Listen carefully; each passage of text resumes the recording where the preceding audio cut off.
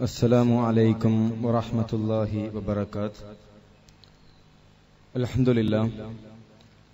الحمد لله رب العالمين وسبحان الله العظيم ولا حول ولا قوة إلا بالله العلي العظيم. أعوذ بالله من الشيطان الرجيم. بسم الله الرحمن الرحيم. الذي خلق الموت والحياة ليبلوكم أيكم أحسن عملا. പ്രിയം നിറഞ്ഞ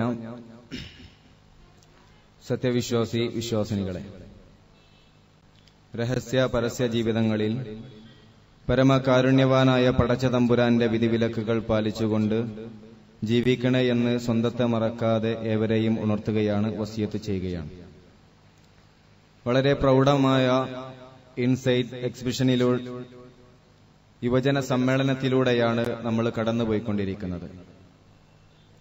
മനുഷ്യർ ജാതിയും വിഭാഗങ്ങളുമായി വർണ്ണത്തിന്റെ പേരിലും മതത്തിന്റെ പേരിലും ചേരി തിരിഞ്ഞുകൊണ്ട് നിൽക്കുന്ന ഒരു സാഹചര്യത്തിൽ അത്തരം ഒരു കലുഷിത ലോകത്ത് ജീവിച്ചിരിക്കുന്ന നമ്മളെ സംബന്ധിച്ചിടത്തോളം കാലത്തിന്റെ തേട്ടമാണ് ഒന്ന് യോജിക്കുക, ഒന്ന് ഐക്യപ്പെടുക എന്നുള്ളത്. എന്തുണ്ട് പരിഹാരം എന്ന കാലത്തിന്റെ ചോദ്യത്തിന് വിശുദ്ധ ഖുർആൻ എമ്പാടും മറുപടികൾ നൽകുവാനുണ്ട്. മനുഷ്യന്റെ പ്രശ്നങ്ങൾക്ക് സ്വാഭാവികമായും മറുപടി നൽകേണ്ടത് മനുഷ്യനെ സൃഷ്ടിച്ച തമ്പുരാനാണ്.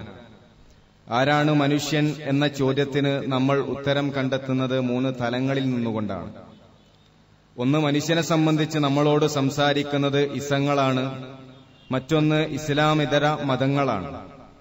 ഇസങ്ങളെ സംബന്ധിച്ചിടത്തോളം ആരാണ് മനുഷ്യനെന്ന് ചോദിച്ചാൽ 2 കൈയുള്ള 2 കാലുള്ള കൈകൊണ്ട് വാരി തിന്നുന്ന ഇത്തിരി തലച്ചോറുള്ള വികാരവും വിചാരവുമുള്ള ഒരു ജീവി എന്നതിലപ്പുറം മനുഷ്യനാര്, മനുഷ്യന്റെ ജീവിതത്തിന്റെ ലക്ഷ്യമെന്ത്, മരണത്തിനപ്പുറം മനുഷ്യന്റെ കഥയെന്ത് എന്ന ചോദ്യങ്ങൾക്ക് ഉത്തരം പറയുവാൻ ഇവിടെയുള്ള ഇസങ്ങൾക്കൊന്നും സാധിക്കുന്നില്ല. മതങ്ങളെ സംബന്ധിച്ചിടത്തോളം ഹിന്ദുമതത്തെ പോലെയുള്ള, ക്രിസ്ത്യൻ മതത്തെ പോലെയുള്ള മറ്റ് ഇതര മതങ്ങൾക്ക് ആരാണ് മനുഷ്യൻ, എവിടെ നിന്നാണ് മനുഷ്യന്റെ വരവ്, എന്താണ് ഈ ജീവിതത്തിന്റെ ലക്ഷ്യം എന്ന ചോദ്യങ്ങൾക്ക് മുന്നിൽ പലപ്പോഴും പാലായന സ്വഭാവം കാണിക്കേണ്ടി വരുന്നു. എന്നാൽ രാജപാത ഇസ്ലാം കൃത്യമായി കൊണ്ട് പഠിപ്പിക്കുന്നു ആരാണ് മനുഷ്യൻ, എന്താണ് മനുഷ്യന്റെ ജീവിതത്തിന്റെ ലക്ഷ്യം, എന്താണ് മരണത്തിനപ്പുറം മനുഷ്യന്റെ ജീവിതത്തിന്റെ കഥ എന്ന കൃത്യമായ രേഖ സമർപ്പിക്കുവാൻ ഇസ്ലാമിന് സാധിക്കുന്നു.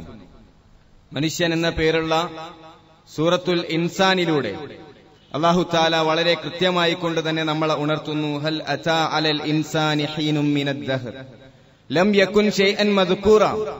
സ്വയം പ്രസ്താവിക്കപ്പെടാൻ കഴിയാത്ത, സ്വയം പേരെന്താണെന്നോ ഊരെന്താണെന്നോ അറിയാത്ത, പിതാവിന്റെ മുതുകിൽ ഒരു ഇന്ദ്രിയത്തുള്ളിയായി പോലും നിങ്ങളില്ലാത്ത ഒരു കാലഘട്ടം മനുഷ്യരെ നിങ്ങൾക്ക് കഴിഞ്ഞുപോയിട്ടില്ലേ?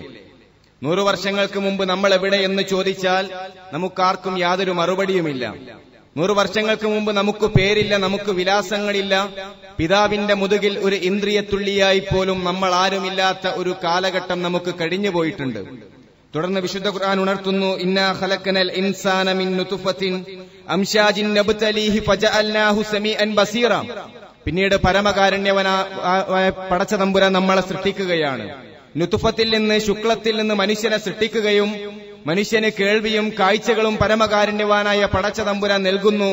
എന്തിനു വേണ്ടി? മനുഷ്യനെ പരീക്ഷിക്കുന്നതിനു വേണ്ടി. അതിനുശേഷം പടച്ചതമ്പുരാൻ ഉണർത്തുന്നു, ഇന്നാ ഹദൈനാഹു സബീല ഇമ്മാ ശാകിറൻ വ ഇമ്മാ കഫൂറ. 2 മാർഗങ്ങൾ അല്ലാഹു കാണിച്ചു നൽകുകയാണ്. ഒന്നുകിൽ നന്ദിയുള്ളവനായിട്ടും ജീവിക്കാം, അല്ലെങ്കിൽ നന്ദി കെട്ടവനായിട്ടും ജീവിക്കാം. എവിടെ നിന്നാണ് മനുഷ്യന്റെ വരവ്? എന്തിനു വേണ്ടിയിട്ടാണ് മനുഷ്യനെ അല്ലാഹു ഈ ഭൂമിയിലേക്ക് അയച്ചത്? എന്തെല്ലാം അനുഗ്രഹങ്ങളാണ് പടച്ച തമ്പുരാൻ മനുഷ്യന് നൽകിയിട്ടുള്ളത്? ആ ജീവിതത്തിൽ മനുഷ്യൻ ഏതൊരു ആദർശമാണ് ഉയർത്തിപ്പിടിക്കേണ്ടത് എന്നിങ്ങനെയുള്ള എല്ലാ ചോദ്യങ്ങൾക്കും ഇൻസാൻ എന്ന സൂറത്തിലൂടെ പരമകാരുണ്യവനായ തമ്പുരാൻ മനുഷ്യർക്ക് ഉത്തരം നൽകുകയാണ്. അതുകൊണ്ടുതന്നെ മനുഷ്യനെ സൃഷ്ടിച്ച പടച്ച തമ്പുരാനാണ് മനുഷ്യന് ഐക്യപ്പെടാനുള്ള, നമ്മൾ കക്ഷികളായി ചേരികളായി തിരിഞ്ഞു നിൽക്കുന്ന തർക്ക വിഷയങ്ങളിൽ നമ്മളെ ഏകോപിപ്പിക്കുവാനുള്ള കാര്യവും പറഞ്ഞു തരേണ്ടത് ആ വിശുദ്ധ ഖുർആൻ തന്നെയാണ്. നമുക്കറിയാം, കക്ഷികളായി തിരിഞ്ഞു നിന്നിരുന്ന, ജാതിയുടെ പേരിൽ, കുലത്തിന്റെ പേരിൽ വർഷങ്ങളോളം യുദ്ധം നടത്തിയിരുന്ന അറേബ്യൻ ഭൂഖണ്ഡം തമസിന്റെ മേച്ചിൽപ്പുറങ്ങളിൽ ഒട്ടകത്തിന്റെ കയറും പിടിച്ച് മദ്യത്തിന്റെ ചഷകങ്ങളുമായി പെണ്ണിന്റെ മാദക നൃത്തം തേടി യാത്ര തിരിച്ച ആ അറേബ്യൻ ജനപദത്തെ പരിശുദ്ധ ഖുർആൻ പരിവർത്തിപ്പിച്ചു. അവരെ ഐക്യത്തിലേക്ക് കൊണ്ടുവന്നു. അതേ ഖുർആൻ കൊണ്ട് മാത്രമാണ് ഇന്ന് മാനവകുലത്തിന് ഐക്യം സാധിക്കപ്പെടുകയുള്ളൂ. നമുക്കറിയാം, കറുകറുത്ത മുടിയുള്ള, ചുരുളൻ മുടികളുള്ള, തടിച്ച ചുണ്ടുകളുള്ള, അതുപോലെ തന്നെ വികൃതമായിട്ടുള്ള മൂക്കുകളുള്ള, ഉന്തിയ പല്ലുകളുള്ള കറുകറുത്ത ബിലാലിനെയും സമ്പത്തിന്റെ ഔന്നത്യത്തിൽ ജീവിച്ച വായിൽ വെള്ളിക്കരണ്ടിയുമായി പിറന്നു വീണ കുബേരപുത്രൻ, ചരിത്രം പേര് നൽകി മക്കയുടെ പരിമളമെന്ന്, അത്തരത്തിൽ സമ്പത്തിന്റെ ഔന്നിധ്യത്തിൽ ജീവിച്ച മഹാനായ മിസ്ഹബ് റളിയല്ലാഹു അൻഹുവിനെയും ഒരേ സ്വഫിൽ അണിനിരത്തിക്കൊണ്ട് തോളോട് തോൾ ചേർത്ത് നിർത്തിക്കൊണ്ട് നമസ്കരിപ്പിക്കുവാൻ പഠിപ്പിച്ച, അത്തരത്തിൽ ഐക്യത്തോടുകൂടി കൊണ്ടുവന്ന മഹാത്ഭുതം ഖുർആൻ. അതുപോലെ തന്നെ സമ്പത്തിന്റെ ഔന്നിധ്യത്തിൽ ജീവിച്ച മഹാനായ ഉമറുൽ ഖത്താബിനെയും പണിക്കാരനായിട്ടുള്ള ഹുബൈബിനെയും അറബിയായിട്ടുള്ള ഉസ്മാനെയും പേർഷ്യക്കാരനായിട്ടുള്ള സൽമാനെയും ഒരേ ഐക്യത്തോടുകൂടി ഒരു മാലയിൽ കോർത്ത മുത്തുമണികളെപ്പോലെ പരിവർത്തിപ്പിച്ച അത്ഭുത ഗ്രന്ഥം വിശുദ്ധ ഖുർആൻ. ആ ഖുർആൻ ഒന്നുകൊണ്ട് മാത്രമേ ഇന്ന് നമ്മൾ തേടുന്ന പ്രശ്നങ്ങൾക്കുള്ള പരിഹാരം നിർദ്ദേശിക്കുവാൻ ആ വിശുദ്ധ ഖുർആന് മാത്രമേ സാധിക്കുകയുള്ളൂ. നമ്മൾ ഇന്ന് കക്ഷികളായി, ചേരികളായി തിരിഞ്ഞു നിൽക്കുമ്പോൾ മതത്തിന്റെ പേരിലും വർണ്ണത്തിന്റെ പേരിലും ജാതിയുടെ പേരിലും കക്ഷി തിരിഞ്ഞുകൊണ്ടും സംസാരിച്ചുകൊണ്ട് നിൽക്കുന്ന, അങ്ങനെ മത്സരിച്ചു കൊണ്ടിരിക്കുന്ന സാഹചര്യത്തിൽ വിശുദ്ധ ഖുർആന് നമ്മളോട് ഏതാനും ചില കാര്യങ്ങൾ സംസാരിക്കുവാനുണ്ട്. യാ അയ്യുഹന്നാസ്, മനുഷ്യരോടാണ് വിശുദ്ധ ഖുർആൻ സംസാരിക്കുന്നത്. ഇന്നാ ഖലഖനാകും മിൻ ദക്കരിൻ വ ഉൻസ, നിങ്ങളെ ഒരു ആണിൽ നിന്നും പെണ്ണിൽ നിന്നും സൃഷ്ടിച്ചവനാണ് അല്ലാഹു. വജഅൽനാകും ശുഊബൻ വ ഖബായില ലിതആറഫു, നിങ്ങളെ ഗോത്രങ്ങളും വിവിധ സമുദായങ്ങളുമാക്കി മാറ്റിയത് നിങ്ങളെ പരസ്പരം തിരിച്ചറിയുന്നതിന് വേണ്ടിയിട്ടാണ്. അല്ലാതെ ജാതിയുടെ പേരിൽ, വർണ്ണത്തിന്റെ പേരിൽ, മതത്തിന്റെ പേരിൽ പരസ്പരം കലഹിക്കുവാനല്ല, പരസ്പരം രക്തം ചിന്തുവാൻ വേണ്ടിയിട്ടല്ല അങ്ങനെ നിങ്ങളെ വേർതിരിച്ചിട്ടുള്ളത്. നിങ്ങളെ പരസ്പരം തിരിച്ചറിയുന്നതിന് വേണ്ടിയിട്ടാണ് അള്ളാഹു പരസ്പരം ഗോത്രങ്ങളും സമുദായങ്ങളുമായി മാറ്റിവെച്ചിട്ടുള്ളത്. എന്നിട്ട് അള്ളാഹു പറയുന്നു, ഇന്ന അക്രമക്കും ഇൻദല്ലാഹി അത്ഖാക്കും ഇന്നല്ലാഹ അലീമുൻ ഖബീർ. നിങ്ങളിൽ ഉത്തമൻ അറബിയാണെന്നല്ല, നിങ്ങളിൽ ഉത്തമൻ മുസ്ലിമാണെന്നല്ല, നിങ്ങളിൽ ഉത്തമൻ വെളുത്തവനാണെന്നല്ല, നിങ്ങളിൽ ഉത്തമൻ ഖുറൈശികളാണെന്നല്ല, നിങ്ങളിൽ ആരാണോ ഏറ്റവും തെക്കുവയുള്ളവൻ അവനാണ് അള്ളാഹുവിന്റെ അരികിൽ ഏറ്റവും ഉന്നതമായ സ്ഥാനമെന്ന് വിശുദ്ധ ഖുർആൻ പഠിപ്പിക്കുമ്പോൾ, പരസ്പരം ആർക്കാണോ ഏറ്റവും അധികം തെക്കുവയുള്ളത് അവർക്കാണ് അള്ളാഹുവിന്റെ അരികിൽ ഏറ്റവും സ്ഥാനമുള്ളത്. ഈ ആയത്ത് ഓതിക്കൊണ്ട് 1400 വർഷങ്ങൾക്ക് മുമ്പ് മഹാനായ പ്രവാചകൻ സല്ലല്ലാഹു അലൈഹി വസല്ലം പഠിപ്പിച്ചു കൊടുക്കുന്നു, ലാ ഫളല ലി അറബിയ്യിൻ അലാ അജമിയ്യിൻ വലാ ലി അജമിയ്യിൻ അലാ അറബിയ്യിൻ ഇല്ലാ ബിതഖ്വല്ലാഹ്. ഒരു അറബിക്കും അനറബിയേക്കാളും, ഒരു അനറബിക്ക് അറബിയേക്കാളും, ഒരു വെളുത്തവന് കറുത്തവനേക്കാളും, കറുത്തവന് വെളുത്തവനേക്കാളും അള്ളാഹുവിന്റെ അരികിൽ യാതൊരുവിധ സ്ഥാനവുമില്ല തെക്കുവ കൊണ്ടല്ലാതെ. പ്രവാചകൻ സല്ലല്ലാഹു അലൈഹി വസല്ലം ഒരു കറുകറുത്ത മനുഷ്യനാണെങ്കിൽ ഒരുപക്ഷെ നമുക്ക് പറയാമായിരുന്നു പ്രവാചകൻ അസൂയ കൊണ്ട് പറയുന്നതാണെന്ന്. പ്രവാചകൻ ഒരു അനറബിയാണെങ്കിൽ നമുക്ക് പറയാമായിരുന്നു പ്രവാചകൻ അസൂയ കൊണ്ട് പറയുന്നതാണെന്ന്. എന്നാൽ അലി റളിയല്ലാഹു അൻഹു പറയുന്ന ഹദീസിൽ നമുക്ക് കാണുവാൻ സാധിക്കും, ചുവന്ന നിറത്തിലുള്ള, ചുവപ്പ് കലർന്നിട്ടുള്ള തൂവെള്ള നിറമായിരുന്നു പ്രവാചകൻ സല്ലല്ലാഹു അലൈഹി വസല്ലമക്ക്. നീട്ടി വളർത്തിയ മുടിയായിരുന്നു പ്രവാചകൻ സല്ലല്ലാഹു അലൈഹി വസല്ലമക്ക്. ഒത്ത ഉയരമായിരുന്നു. അതുപോലെ തന്നെ നല്ല മിനുസമുള്ള കവിളുകളും തിങ്ങിയ താടിയുമുള്ള സുന്ദരനായ ചെറുപ്പക്കാരനായിരുന്നു പ്രവാചകൻ സല്ലല്ലാഹു അലൈഹി വസല്ലം. ആ പ്രവാചകന്റെ അത്ര സുന്ദരനായിട്ടുള്ള മറ്റൊരാളെയും ഞാൻ കണ്ടിട്ടില്ല എന്ന് മഹാനായ അലി റളിയല്ലാഹു അൻഹു പറയുമ്പോൾ ആ പ്രവാചകന്റെ ചുണ്ടിലൂടെയാണ് കേൾക്കുന്നത്, വെളുത്തവനോ കറുത്തവനോ ഇസ്ലാമിൽ യാതൊരുവിധ സ്ഥാനവുമില്ല, തെക്കുവക്കാണ് അള്ളാഹുവിന്റെ അരികിൽ സ്ഥാനമെന്ന്. അതുപോലെ തന്നെ ഉന്നത കുലജാതിയായിട്ടുള്ള അറബികൾക്കിടയിലെ ഖുറൈശി കുടുംബത്തിൽ ജനിച്ച പ്രവാചകൻ ലോകത്തെ പഠിപ്പിക്കുകയാണ്, കൂട്ടരെ, ഞാൻ ഖുറൈശിയിൽ പിറന്നതുകൊണ്ട്, ഞാനൊരു അറബിയായതുകൊണ്ട് എനിക്ക് നിങ്ങളെക്കാൾ സ്ഥാനമില്ല. ആർക്കാണോ തെക്കുവ അവനാണ് അള്ളാഹുവിന്റെ അരികിൽ സ്ഥാനമെന്ന് മഹാനായ പ്രവാചകൻ സല്ലല്ലാഹു അലൈഹി വസല്ലം പഠിപ്പിക്കുമ്പോൾ ഇവിടെ തെക്കുവ കൊണ്ടാണ് കാര്യം. ഇങ്ങനെ നമ്മൾ കക്ഷികളായിക്കൊണ്ട് ഒരുപാട് ഭിന്നതകൾ ഇന്ന് കടന്നു വന്ന സാഹചര്യത്തിൽ എന്തുണ്ട് പരിഹാരം നിർദ്ദേശിക്കുവാൻ മനുഷ്യനെ സൃഷ്ടിച്ച, മനുഷ്യന്റെ പ്രശ്നങ്ങൾ അറിയുന്ന, മനുഷ്യന്റെ പ്രയാസങ്ങൾ അറിയുന്ന ഇസ്ലാമിനു മാത്രമേ, അള്ളാഹുവിനു മാത്രമേ അത് പറയുവാൻ സാധിക്കുകയുള്ളൂ. ഇവിടെ വിവേചനങ്ങളില്ല. ചണ്ടാളൻ തെറ്റ് ചെയ്യുകയാണെങ്കിൽ, അതുപോലെ തന്നെ ബ്രഹ്മചാരി തെറ്റ് ചെയ്യുകയാണെങ്കിൽ, അതുപോലെ തന്നെ ക്ഷത്രിയൻ തെറ്റ് ചെയ്യുകയാണെങ്കിൽ വിഭിന്നങ്ങളായിട്ടുള്ള ശിക്ഷ നിർദ്ദേശിക്കുന്ന, വിഭിന്നങ്ങളായിട്ടുള്ള ശിക്ഷകൾ പഠിപ്പിക്കുന്ന ഒരു വിധത്തിലുള്ള വർഗീയതയും ഇവിടെയില്ല. മഹാനായ പ്രവാചകൻ സല്ലല്ലാഹു അലൈഹി വസല്ലം പറയുന്നു, എന്റെ കരളിന്റെ കഷ്ണമായിട്ടുള്ള എന്റെ പ്രിയപ്പെട്ട മകൾ ഫാത്തിമ റളിയല്ലാഹു അൻഹു അവരാണ് മോഷ്ടിക്കുന്നതെങ്കിൽ പോലും ഞാൻ ഏറെ ഇഷ്ടപ്പെടുന്ന, ഞാൻ ഏറെ സ്നേഹിക്കുന്ന എന്റെ പൊന്നുമകളാണ് മോഷ്ടിക്കുന്നതെങ്കിൽ പോലും അവരുടെ കൈ ഞാൻ മുറിക്കുമെന്ന് പഠിപ്പിച്ച സമത്വത്തിന്റെ നീതിയുടെ മതമായിട്ടുള്ള ഇസ്ലാമിന് കൃത്യമായി കൊണ്ട് മനുഷ്യര് ചേരിതിരിഞ്ഞു നിൽക്കുന്ന, മനുഷ്യര് കക്ഷികളായി തിരിഞ്ഞു നിൽക്കുന്ന സാഹചര്യത്തിൽ ഐക്യത്തിന്റെ സ്വരം പറയുവാൻ വിശുദ്ധ ഖുർആന് സാധിക്കും. ഒന്നാമതായിക്കൊണ്ട് ആദർശ രംഗത്ത് വിശുദ്ധ ഖുർആൻ കൃത്യമായി കൊണ്ട് ഇടപെടുന്നു. നമ്മുടെ ആരാധനകളും നമ്മുടെ എല്ലാ നേർച്ചകളും വഴിപാടുകളും പ്രാർത്ഥനകളും അർത്ഥനകളുമെല്ലാം ഒരിക്കലും സൃഷ്ടികളോടെല്ലാം. ആരാണോ പൂവിനെയും പൂവാടിയെയും പൂമ്പാറ്റയെയും സൃഷ്ടിച്ചവൻ, ആരാണ് കാറ്റിനെയും കാട്ടാനകളെയും കാട്ടാറുകളെയും സൃഷ്ടിച്ചവൻ, സൂര്യനെയും ചന്ദ്രനെയും നക്ഷത്രജാലങ്ങളെയും സൃഷ്ടിച്ചവൻ ഏതൊരു രക്ഷിതാവാണോ അവനെയാണ് ആരാധിക്കേണ്ടത്. ഒരു വർഗീയതയുമില്ലാത്ത, ഒരു തീവ്രതയുമില്ലാത്ത കൃത്യമായിട്ടുള്ള ആദർശം.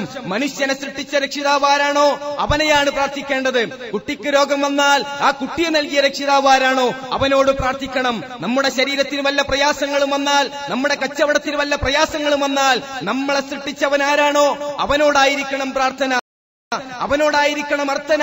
അവന്റെ മുന്നിൽ മാത്രമായിരിക്കണം നേർച്ചകളും വഴിപാടുകളുമെന്ന ഉജ്ജ്വലമായിട്ടുള്ള കാലികമായിട്ടുള്ള ആദർശം വിശുദ്ധ ഖുർആൻ പഠിപ്പിക്കുന്നു. ഒരിക്കലും ഒരു കുലദൈവത്തിലേക്കല്ല ഇസ്ലാം ക്ഷണിക്കുന്നത്, ഒരു ജാതിയുടെ ദൈവത്തിലേക്കല്ല ഇസ്ലാം ക്ഷണിക്കുന്നത്, ഏതെങ്കിലും ഒരു ഗോത്രത്തിന്റെ ദൈവത്തിലേക്കല്ല ഇസ്ലാം ക്ഷണിക്കുന്നത്. ഇസ്ലാം വിളിക്കുന്നത് മാനവന്റെ ദൈവത്തിലേക്കാണ്, ലോകത്തിന്റെ ദൈവത്തിലേക്കാണ്. ഹിന്ദുവിന്റെയും ക്രിസ്ത്യാനിയുടെയും മുസൽമാന്റെയും ജൈനന്റെയും ദൈവത്തിലേക്കാണ് ഇസ്ലാം ക്ഷണിച്ചുകൊണ്ടിരിക്കുന്നത്. അതുകൊണ്ട് തന്നെ ആദർശ രംഗത്ത് കൃത്യമായിട്ടുള്ള ഇടപെടൽ ഇസ്ലാം നിർദ്ദേശിക്കുന്നു. വിശുദ്ധ ഖുർആൻ നമ്മളെ പഠിപ്പിക്കുന്നു. ആരെ ആരാധിക്കണം? ഏകനായിട്ടുള്ള റബ്ബിനോട് മാത്രമായിരിക്കണം പ്രാർത്ഥിക്കേണ്ടത്.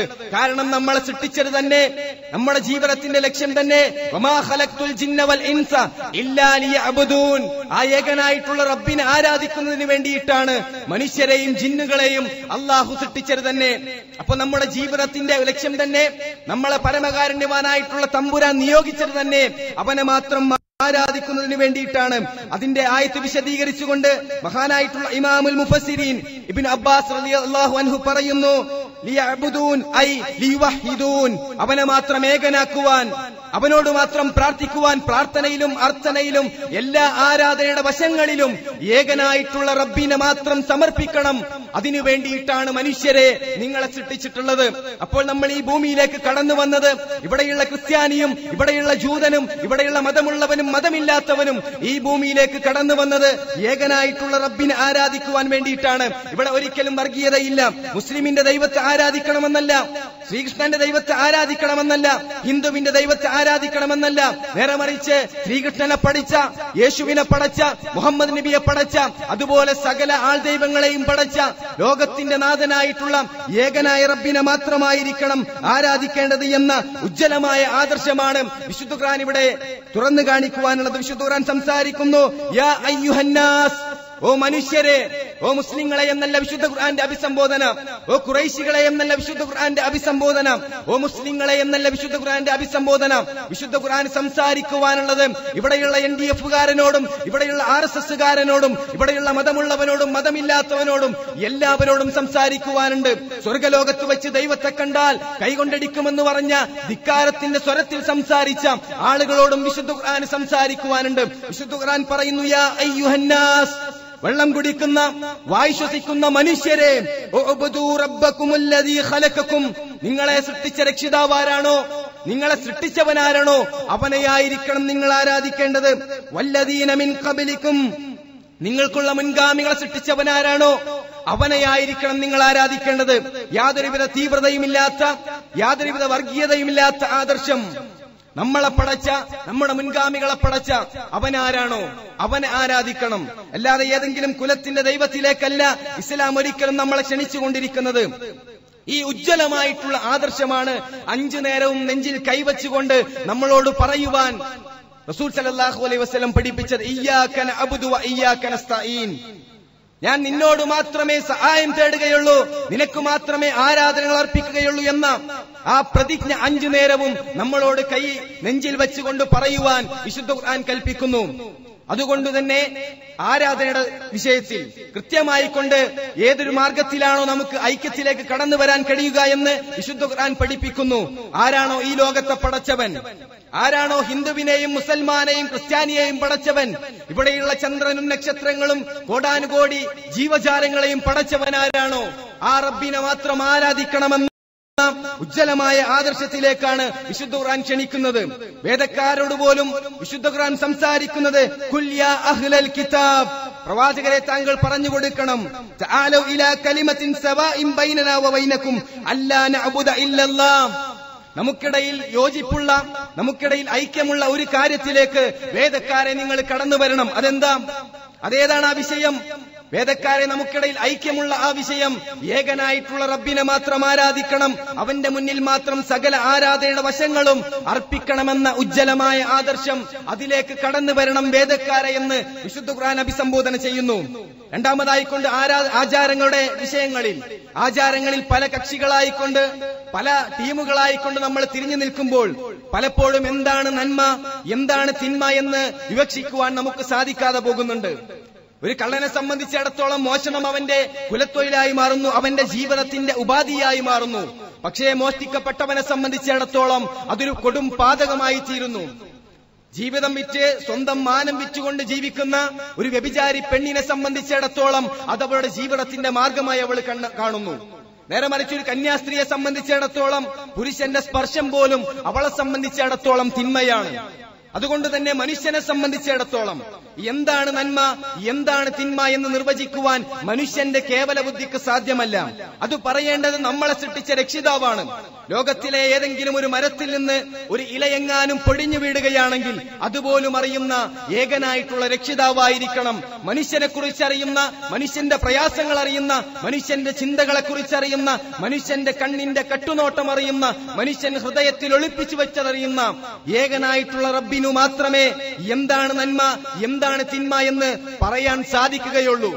അതിനു വേണ്ടിയിട്ടാണ് ഇസ്ലാം കൃത്യമായിട്ടുള്ളൊരു മാർഗരേഖ പരമകാരുണ്യവാനായിട്ടുള്ള പടച്ച തമ്പുരാൻ നമുക്ക് പഠിപ്പിച്ചു തന്നു. എന്താണ് നന്മ, എന്താണ് തിന്മ.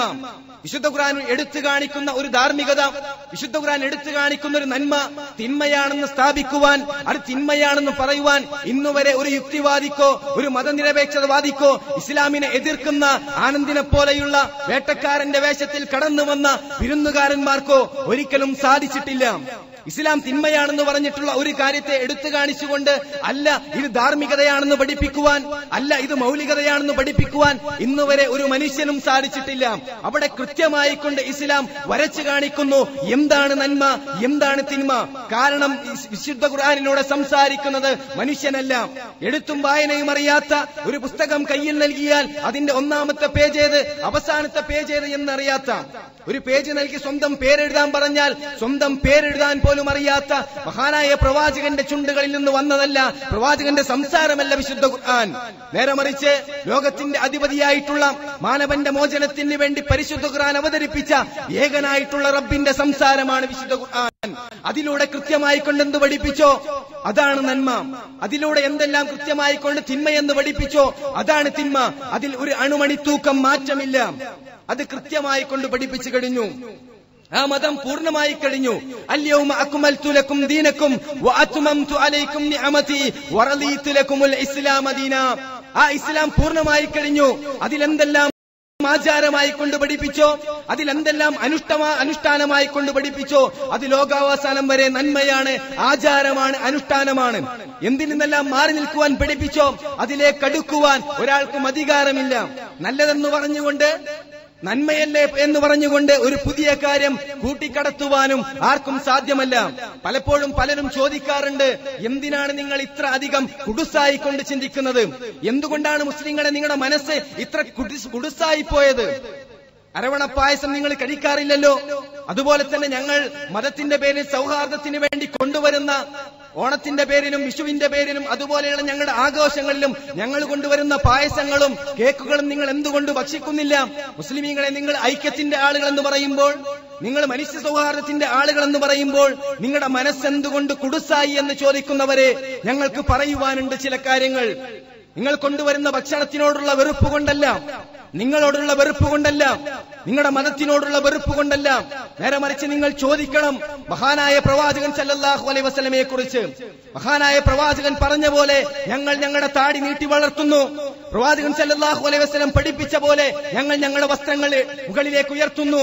അതുപോലെ തന്നെ പ്രവാചകൻ പറഞ്ഞ രൂപത്തിൽ പ്രവാചകൻ എങ്ങനെ പഠിപ്പിച്ചുവോ, മൂത്രമൊഴിക്കുന്നതിന്റെ രീതി മുതൽ വസ്ത്രമെടുക്കുന്നതിന്റെ രീതി വരെ പ്രവാചകൻ സല്ലല്ലാഹു അലൈഹി വസല്ലം പഠിപ്പിച്ചു. അതേ രൂപത്തിൽ ഞങ്ങളുടെ ജീവിതം ഞങ്ങൾ മാറ്റിക്കൊണ്ടിരിക്കുന്നു. പള്ളിയിലേക്ക് കയറുമ്പോൾ എങ്ങനെ കയറണം, വീട്ടിലേക്ക് കയറുമ്പോൾ എങ്ങനെ കയറണം, തുമ്മിയാൽ എന്തു പറയണം, വിസർജിച്ചുകൊണ്ട് പുറത്തേക്ക് കടന്നു വരുമ്പോൾ എന്തു പറയണം, മഹാനായ പ്രവാചകൻ ഞങ്ങളെ പഠിപ്പിച്ചു തന്നു. അത് ഞങ്ങളുടെ ജീവിതത്തിൽ അണമുറിയാതെ കൊണ്ടുവരാൻ ഞങ്ങൾ ശ്രമിക്കുന്നു. പക്ഷേ ആ പ്രവാചകന്റെ ജന്മദിനത്തിന്റെ പേരിൽ ഒരാളെങ്ങാനും ഭക്ഷണം കൊണ്ടുവന്നാൽ ഞങ്ങളത് കഴിക്കില്ല. പ്രവാചകനെ ഇഷ്ടമാണ് ഞങ്ങൾക്ക്, പ്രവാചകനോട് സ്നേഹമാണ് ഞങ്ങൾക്ക്. പക്ഷേ പ്രവാചകന്റെ ജന്മദിനത്തിന്റെ പേരിലുള്ള ഭക്ഷണം ഞങ്ങൾ കഴിക്കാറില്ല. എന്തുകൊണ്ടെന്ന് ചോദിച്ചാൽ പ്രവാചകനോടുള്ള ദേഷ്യം കൊണ്ടല്ല, പ്രവാചകനോടുള്ള വിദ്വേഷം കൊണ്ടല്ല. എന്താണ് മതമായി പഠിപ്പിച്ചത്, അതുമാത്രമാണ് മതം. ആരെങ്കിലും അതിലേക്ക് വല്ലതും കൂട്ടിക്കടത്തുകയാണെങ്കിൽ, വല്ല ആദർശങ്ങളും കൂട്ടിക്കടത്തുകയാണെങ്കിൽ അത് അനുഷ്ഠിക്കുവാൻ യാതൊരുവിധ അധികാരവും ഞങ്ങൾക്കില്ല. മൻ അഹ്ദസ ഫീ അംറിനാ ഹാദാ മാ ലൈസ മിൻഹു ഫഹുവ റദ്ദുൻ. നല്ലതല്ലേ എന്ന് പറഞ്ഞുകൊണ്ട്, പുണ്യമല്ലേ എന്ന് പറഞ്ഞുകൊണ്ട് വല്ലവനും ഇതിലേക്ക് പുതിയതായി കൊണ്ടുവരികയാണെങ്കിൽ അത് തള്ളിക്കളയേണ്ടതാണ്.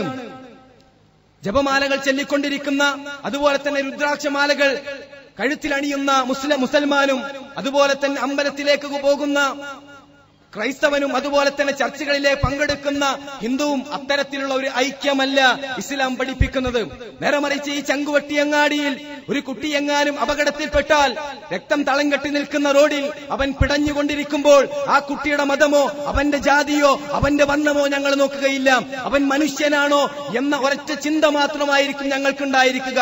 അവനെ പിടിച്ചെടുക്കുവാനും അവനെ ആശുപത്രിയിലേക്ക് കൊണ്ടുപോകുവാനും ഞങ്ങൾ എന്നും ഒന്നാമതായിരിക്കും. കാരണം വിശുദ്ധ ഖുർആൻ പഠിപ്പിക്കുന്നത് അതുതന്നെയാണ്.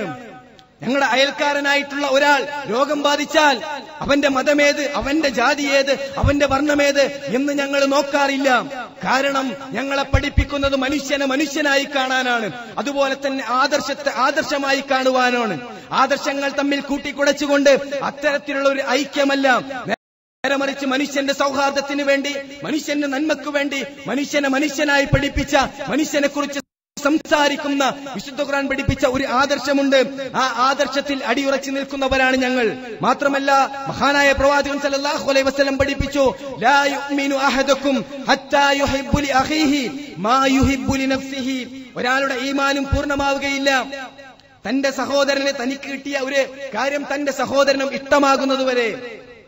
സ്കൂൾ തുറക്കുമ്പോ പുതിയ പുസ്തകങ്ങളും പുതിയ ബാഗും പുത്തനുടുപ്പും ധരിച്ചുകൊണ്ട് നമ്മുടെ മക്കൾ സ്കൂളിലേക്ക് പോകുന്നു.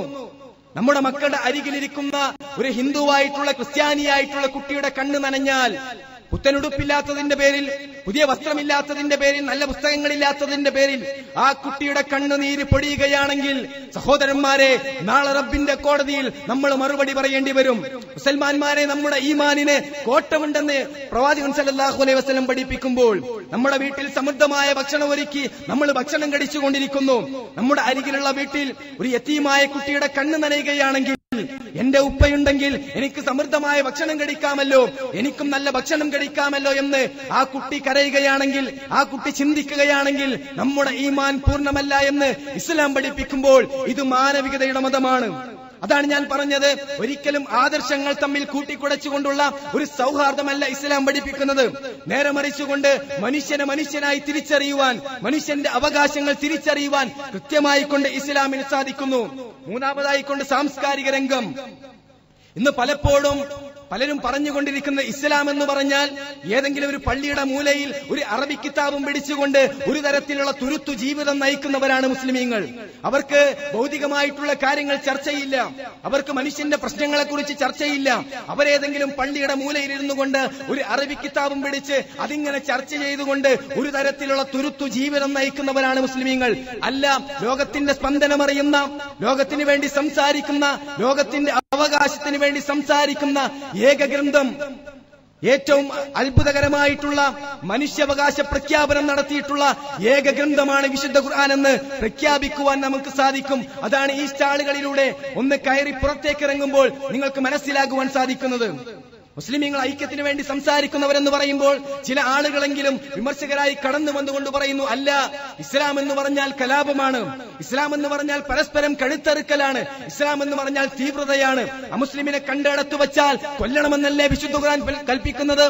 അത്തരത്തിലുള്ള ദുർവ്യാഖ്യാനങ്ങളുമായി കൊണ്ട്, അത്തരത്തിലുള്ള മുടന്തൻ ന്യായങ്ങളുമായി കൊണ്ട് ആളുകൾ കടന്നു വരുമ്പോ ഞങ്ങൾക്ക് പറയുവാനുള്ളത്, വിശുദ്ധ ഖുർആൻ പഠിപ്പിക്കുന്നത്, മഹാനായ പ്രവാചകൻ പഠിപ്പിച്ചത് പച്ചക്കരളുള്ള ജീവിയിൽ പോലും നന്മയുണ്ടെന്നാണ്. ഭൂമിയിലുള്ളവരോട് കരുണ കാണിക്കുകയാണെങ്കിൽ ആകാശത്തിലുള്ളവൻ കരുണ കാണിക്കുമെന്നാണ്.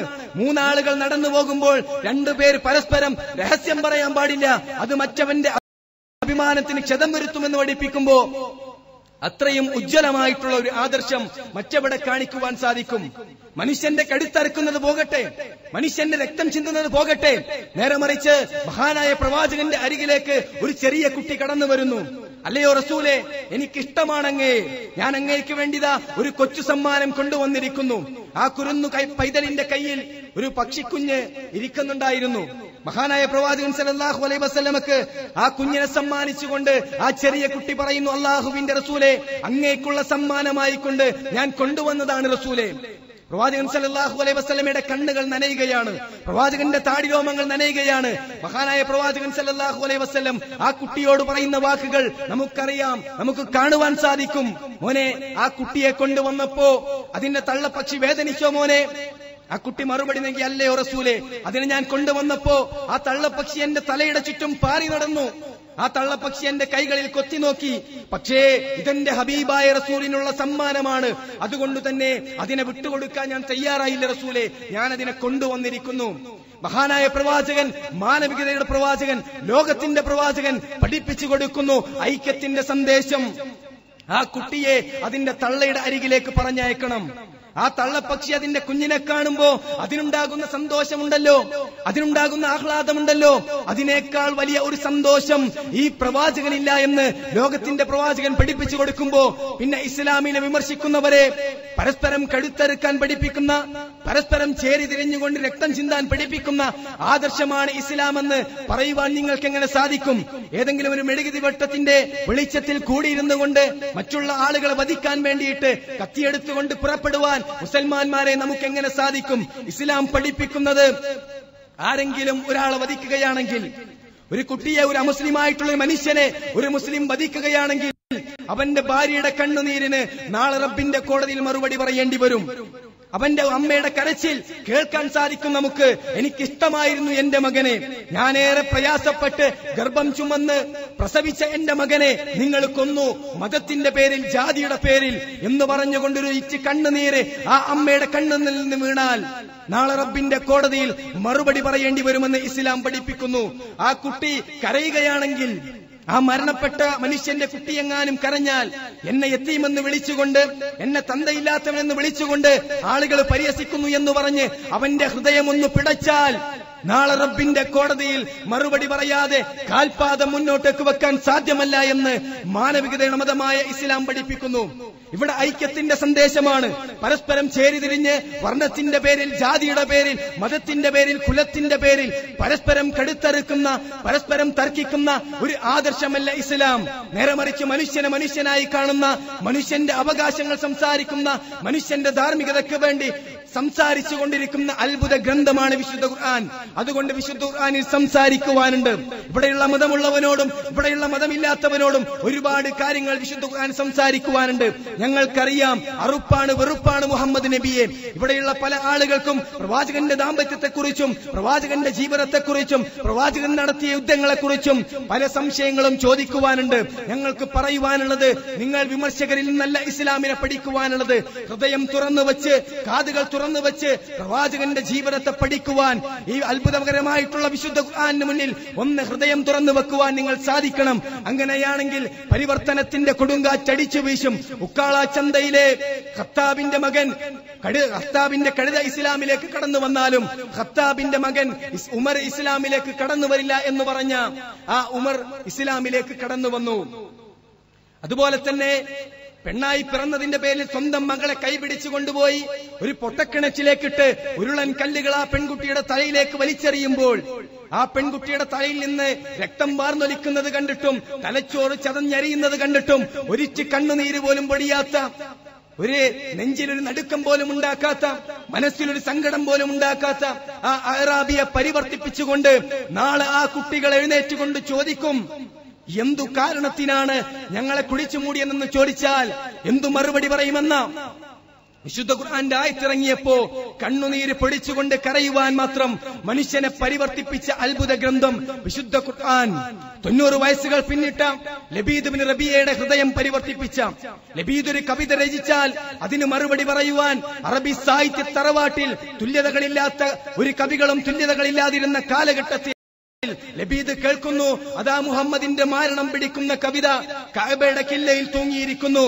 രണ്ടാളുകളുടെ ചുമലിൽ കൈപിടിച്ചുകൊണ്ട് വിറക്കുന്ന കാലുകളുമായിക്കൊണ്ട് വിതുമ്പുന്ന ചുണ്ടുകളുമായിക്കൊണ്ട് ലബീദ് കടന്നു വരുന്നു മുഹമ്മദിന് മറുപടി രചിക്കുവാൻ.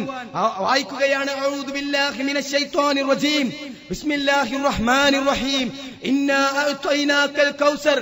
അല്ല അല്ല അല്ല, ഒരിക്കലും ഒരു മനുഷ്യന്റെ വാക്കല്ല ഇത്, നിരക്ഷരനായ മുഹമ്മദിന്റെ വാക്കല്ല, നമ്മുടെ കൂടെ നടന്നിട്ടുള്ള, നമ്മുടെ കൂടെ ജീവിച്ചിട്ടുള്ള, നമ്മൾ അൽ അമീൻ എന്ന് വിളിച്ചിട്ടുള്ള മുഹമ്മദിന്റെ വാക്കല്ല ഇത്. എന്നെ പടച്ച, ഈ ലോകത്തെ പടച്ച, ഈ മുഴുവൻ ചരാചരങ്ങളെയും പടച്ച ഏകനായിട്ടുള്ള റബ്ബിന്റെ വാക്കാണെന്ന് പറഞ്ഞ ലബീദിന്റെ ഹൃദയത്തെ പരിവർത്തിപ്പിച്ചുവെങ്കിൽ സഹോദരന്മാരെ, ആ വിശുദ്ധ ഖുർആനിന് മുന്നിൽ ഒന്ന് ഹൃദയം തുറന്നു വെക്കുവാൻ നമ്മൾ തയ്യാറാകണം. വിശുദ്ധ ഖുർആൻ സംസാരിക്കുവാനുണ്ട് ഒരുപാട് കാര്യങ്ങൾ. ഇവിടെയുള്ള മുഴുവൻ ആളുകളോടും, മതമുള്ളവനോടും മതമില്ലാത്തവനോടും എല്ലാ ആളുകളോടും വിശുദ്ധ ഖുർആൻ സംസാരിക്കുവാനുണ്ട്. അതുകൊണ്ട് ഞങ്ങൾക്ക് വിനീതമായി കൊണ്ട് അപേക്ഷിക്കുവാനുള്ളത് ആ ഖുർആനിനെ കുറിച്ചൊന്ന് പഠിക്കുവാൻ. മുഴുവൻ തർക്കങ്ങൾക്കും മനുഷ്യൻ നേരിടുന്ന മുഴുവൻ ആകുലതകളുമുള്ള പരിഹാരം വിശുദ്ധ ഖുർആനിന് സംസാരിക്കുവാനുണ്ട്. അതുകൊണ്ട് ആത്മാർത്ഥമായി കൊണ്ട് ഹൃദയം തുറന്നു വെച്ചുകൊണ്ട് ആ ഖുർആനിനെ ഒന്ന് പഠിക്കണേ, അറിയണേ, തിരിച്ചറിയണേ എന്ന് പറഞ്ഞുകൊണ്ട് ഞാൻ എന്റെ സംസാരം അവസാനിപ്പിക്കുകയാണ്. വആഖിറു ദഅവാനാ അനിൽ ഹംദുലില്ലാഹി റബ്ബിൽ ആലമീൻ. അസ്സലാമു അലൈക്കും വറഹ്മത്തുള്ളാഹി വബറകാതുഹു.